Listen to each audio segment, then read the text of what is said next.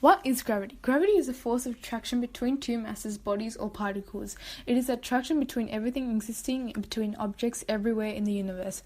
Gravity is everywhere. Sir Isaac Newton was the one who discovered gravity because millions saw the apple fall, but Newton asked why. He stated that what goes up must come down and proved that. Gravity is a force that attracts planets and bodies to get attracted to its center. It is what keeps us standing on Earth because we are attracted to its force. So the question is, why do things fall when you throw them up? Well, the answer is that it's gravity.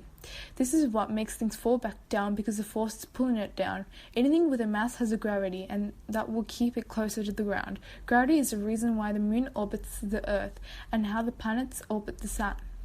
Gravity gets weaker with the distance, and that is why many people might think there is no gravity in space. Is this true or just a myth? Well, let's find out. Gravity in space. Now the question is, if there is any gravity in space, if there is, how does it work? Why are astronauts floating?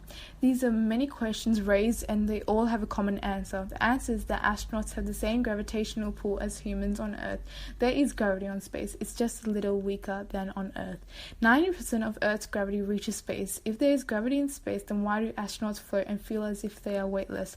The answer to this is they are in free fall. This means when there is no air, gravity causes all objects to fall at the same rate. The mass doesn't matter, and that is why astronauts feel as if they are falling, because the spacecraft they are in and the astronaut are falling at the same rate. Earth also has a gravitational force, and it is pulling the spacecraft down to the surface, but because it is traveling at a real fast speed, approximately at 28,000 kilometers per hour, this is matched with the speed at which Earth's surface curves. This is why the falling object never hits Earth, but is falling around it, and that is what causes the orbit.